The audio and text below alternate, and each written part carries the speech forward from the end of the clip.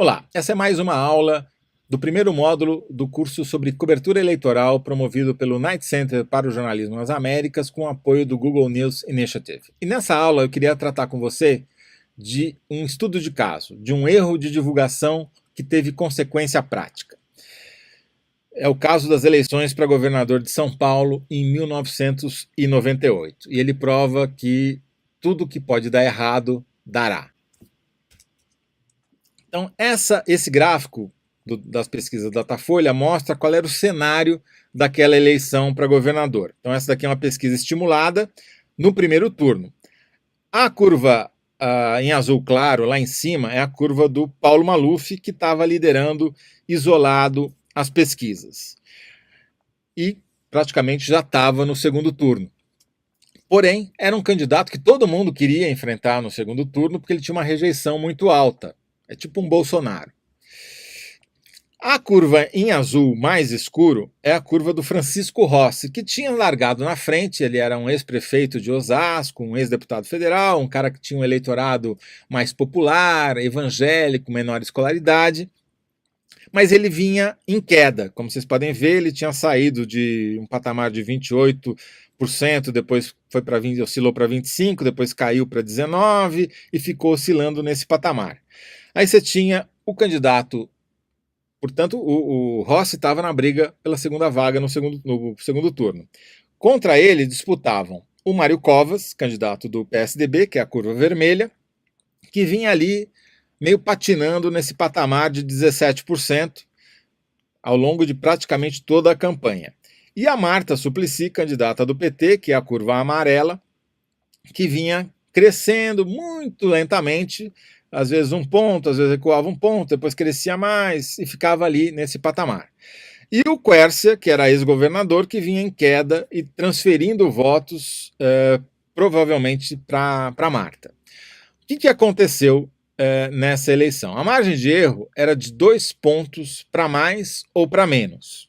Se você olhar o resultado, então, da pesquisa de 2 de outubro, que foi a pesquisa da véspera da eleição, a última pesquisa feita pelo Datafolha, o Maluf já estava lá no segundo turno garantido, não tinha discussão. A briga era para ver quem ocuparia a segunda vaga.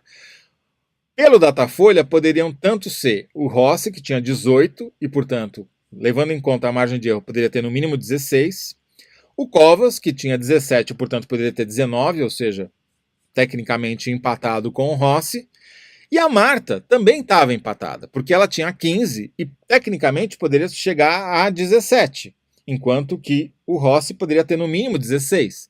Então, o jeito correto de você dar a notícia dessa pesquisa era dizer que havia um triplo empate, que tanto Marta, quanto Covas, quanto Rossi poderiam chegar ao segundo turno para disputar com o Maluf.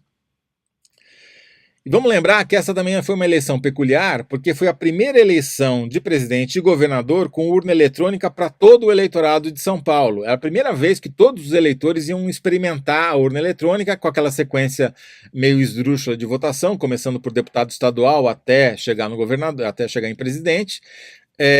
E as pessoas não tinham a prática, e tinha uma mudança fundamental que hoje em dia você nem pensa a respeito. Você tem que saber o número do candidato para poder votar nele. Não basta você chegar lá e ler e procurar pelo nome do candidato, falar, cadê o Francisco Rossi aqui, marcar um xizinho. Não, você precisava saber qual era o número do Rossi. Ele era PDT, o número dele era 12. No entanto, as pesquisas mostravam que o grau de conhecimento do número do Rossi era menor do que o da Marta e do Covas. Então, o título interno da matéria da Folha, e casualmente fui eu que fiz essa matéria, era Rossi, Covas e Marta estão em segundo lugar. Ou seja, deixar o mais explícito possível já no título, porque a gente sabe que muita gente não lê a matéria, que havia um empate triplo e, portanto, eles tinham chances quase iguais de chegarem ao segundo turno. Só que a linha fina ainda reforçava mais isso, dizendo que só 37% dos eleitores do Rossi conheciam seu número. O Datafolha fez questão que a gente destacasse esse dado. 56% do Covas e 65% da Marta, ou seja, a probabilidade de erro do eleitor do Rossi era muito maior do que o do eleitor da Marta, era quase o dobro, né? E O título do caderno, porque essa matéria foi dentro de um caderno especial sobre eleições. No caderno já não foi tão preciso assim o título, mas mesmo assim estava certo, que é, na véspera, adversário de Maluf no segundo turno continua indefinido. Era menos informativo porque não dizia quais eram os 3 candidatos que estavam no páreo, mas pelo menos não está errado. Na capa do jornal foi um título mais sintético, mas também certo. São Paulo tem 3 empatados em segundo lugar. É a informação correta.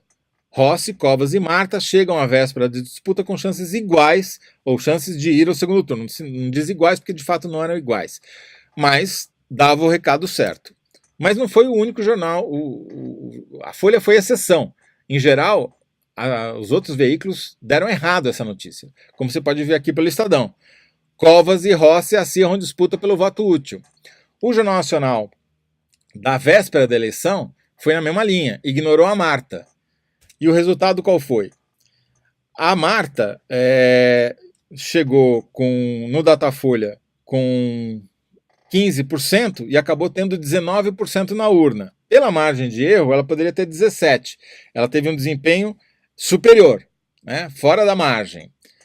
O Covas chegou com 17% na urna e podia ter 19% pela margem de erro. Acabou tendo 20% na urna, também fora da margem. E o Francisco Rossi, que tinha 18% no Datafolha, acabou com 15%, também fora da margem. Por quê?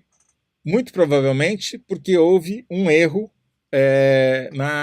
do eleitor ao votar. Muitos eleitores do Rossi não conseguiram concretizar a intenção que eles tinham de votar nele, não souberam que preencheu o número 12 corretamente na urna.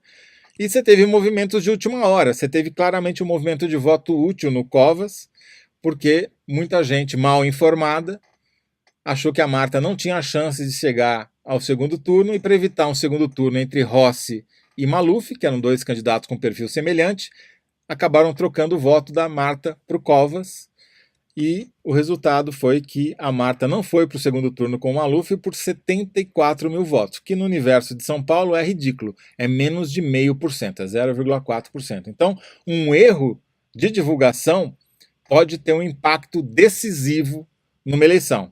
Por isso que a nossa responsabilidade é muito grande.